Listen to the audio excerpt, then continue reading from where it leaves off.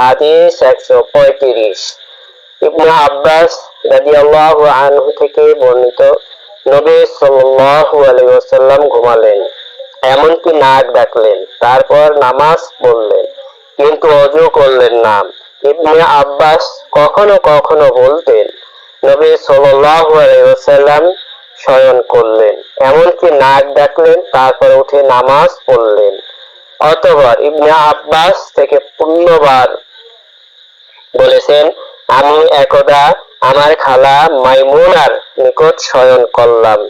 নবী সাল্লাল্লাহু আলাইহি ওয়াসাল্লাম রাতে ঘুমিয়ে পড়লেন। তিনি রাতের এক অংশে ঘুম থেকে উঠে ঝুলন্ত মশক থেকে পানি নিয়ে হালকা ধরনের ওযু করলেন এবং নামাজ পড়তে দাঁড়ালেন। তারপর আমি তার মতো ওযু করে তার বাঁ পাশে নামাজ পড়তে দাঁড়ালাম। সুফিয়ান এ হাদিসের জৈনিক বর্ণনাকারী। মাঝে মাঝে বলতেন, বাঁ দিকে মিসাল।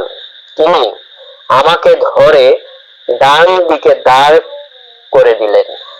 তারপর তিনি যতক্ষণ আল্লাহর ইচ্ছা মাফিক নামাজ পড়লেন, অতঃপর শুয়ে ঘুমিয়ে পড়লেন, এমনকি নাক ডাকলেন। তারপর তার নিকট ঘোষণাকারী আসলেন এবং তাকে নামাজের জন্য ডাকলেন। তিনি তার সাথে নামাজের জন্য চলে গেলেন এবং ওযু না করে নামাজ পড়লেন। আমরা আমরকে এই হাদিসের জৈনিক বর্ণনাকারী জিজ্ঞেস করলাম। লোকেরা বলে, রাসূলুল্লাহ সাল্লাল্লাহু আলাইহি সাল্লামের চোখ ঘুমাতো, কিন্তু তার অন্তর জাগ্রত থাকতো। আমর বলেন, আমি উবাই ইবনে উমাইরকে বলতে শুনেছি, নবীদের স্বপ্ন ওহী তুল্য। তারপর তিনি কুরআনের এই আয়াত পড়লেন, আমি ঘুমের মধ্যে দেখলাম যে আমি তোমাকে জবাই করছি। হাদিস 136।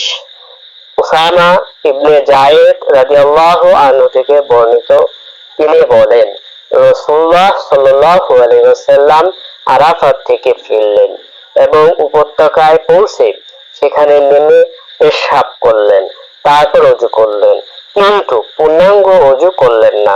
আমি বললাম, হে আল্লাহর রাসূল, নামাজের সময় হয়ে গেছে। তিনি বললেন, নামাজ তোমার সামনে পড়া হবে। তারপর তিনি সওয়ার হলেন ও মুজদালিফায় এসে নামাজ পড়লেন এবং পূর্ণাঙ্গ ওযু করলেন। অতঃপর নামাজের ইকামত বলা হলে তিনি মাগরিবে নামাজ পড়লেন। তারপর প্রত্যেকেই নিজের উট নিজ নিজ স্থানে বসালেন। তারপর এশার ইকামত দেওয়া হলে তিনি নামাজ পড়লেন। এই দুয়ের মধ্যে রাসূলুল্লাহ সাল্লাল্লাহু আলাইহি ওয়াসাল্লাম অন্য কোন নামাজ পড়েননি।